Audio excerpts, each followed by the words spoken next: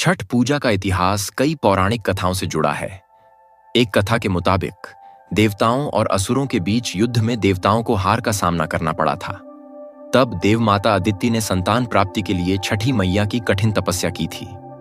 इस तपस्या से प्रसन्न होकर छठी मैया ने अदिति को तेजस्वी पुत्र प्राप्ति का वरदान दिया था। छठ पूजा का इतिहास कई पौराणिक कथाओं से जुड़ा है। हिंदू धर्म में छठ पर्व का बड़ा महत्व है। मुख्य तौर पर छठ पूजा बिहार, झारखंड और पूर्वी उत्तर प्रदेश के कुछ हिस्सों में है। हालांकि पर्व बड़े पैमाने पर देश भर के विभिन्न राज्यों में भी मनाया जाता है। छठ पूजा में सूर्य देव और छठी मैया की पूजा का विधान है। लेकिन क्या आप जानते हैं कि छठ पूजा का प्रारंभ कब से हुआ? सूर्य की आराधना हुई। आइए हम आपको बताते हैं। इसके बारे में पौराणिक कथाओं से जानकारी मिलती है। पौराणिक मान्यताओं के अनुसार सतयुग में भगवान श्री राम, द्वापर में दानवीर कर्ण और द्रौपदी ने सूर्य की उपासना की थी। इसके अलावा छठी मैया की पूजा से जुड़ी एक कथा राजा प्रियमवद की भी है, जिन्होंने सबसे पहले छठी मैया की पूजा की थी। ऐसे में आइए जानते हैं सूर्य उपासना और छठ पूजा का इतिहास। पहले पुत्र के प्राण की रक्षा के लिए की थी छठ पूजा। एक पौराणिक कथा के अनुसार राजा प्रियमवद निडॉटर संतान थे। उन्होंने महर्षि कश्यप को अपना दुख बताया। ऐसे में महर्षि कश्यप ने संतान प्राप्ति के लिए पुत्रेष्टि यज्ञ कराया था। इस दौरान यज्ञ में आहुति के लिए बनाई गई खीर राजा प्रियमवद की पत्नी मालिनी को खाने के लिए दी गई थी। इसके सेवन से रानी मालिनी ने एक पुत्र को जन्म दिया, लेकिन उनका पुत्र मृत पैदा हुआ था। यह देखकर राजा बहुत दुखी हुए और मृत पुत्र के शव को लेकर श्मशान पहुंचे और अपना प्राण भी त्यागने लगे। तभी ब्रह्मा की मानस पुत्री देवसेना प्रकट हुई और राजा प्रियमवद से कहा, मैं सृष्टि की मूल प्रवृत्ति के छठे अंश से उत्पन्न हुई हूं, इसलिए मेरा नाम षष्ठी भी है। तुम मेरी पूजा करो और लोगों के बीच प्रचार प्रसार करो। इसके बाद राजा प्रियमवद ने पुत्र की कामना करते हुए कार्तिक मास के शुक्ल पक्ष की षष्ठी पर विधि विधान से माता का व्रत किया। इसके फलस्वरूप राजा प्रियमवद को पुत्र प्राप्त हुआ। श्री राम और सीता ने भी की थी सूर्य की उपासना। पौराणिक कथाओं के अनुसार लंकापति रावण का वध करने के बाद भगवान श्री राम अयोध्या लौटे, लेकिन भगवान राम पर रावण के वध का पाप था, जिससे मुक्त होने के लिए अरष्य मुनियों के आदेश पर राजसूय यज्ञ कराया गया। तब अरष्य मुग्दल ने श्री राम और माता सीता को यज्ञ के लिए अपने आश्रम में बुलाया। अरष्य के कहे अनुसार माता सीता ने कार्तिक शुक्ल की षष्ठी तिथि को सूर्य देव की उपासना की और व्रत भी रखा। इस दौरान राम जी और सीता माता ने पूरे 6 दिनों तक मुग्दल ऋषि के आश्रम में रहकर पूजा पाठ किया।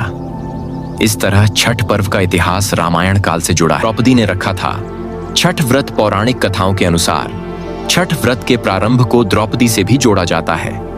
मान्यता है कि द्रौपदी ने 5 पांडवों के बेहतर स्वास्थ्य और सुखी जीवन लिए छठ व्रत रखा था और भगवान सूर्य की उपासना की थी।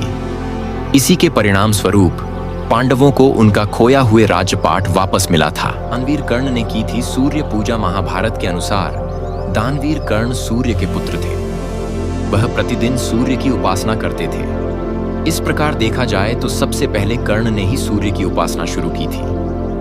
वह प्रतिदिन स्नान के बाद नदी में जाकर सूर्य को अर्घ्य दिया करते थे।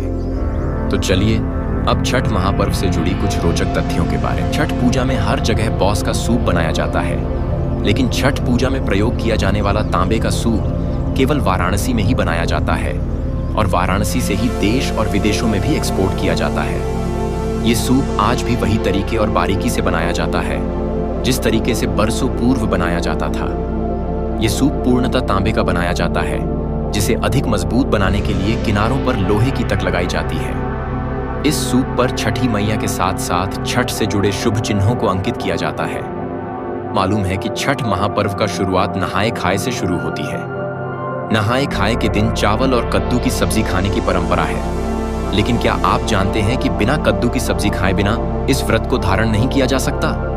जानते?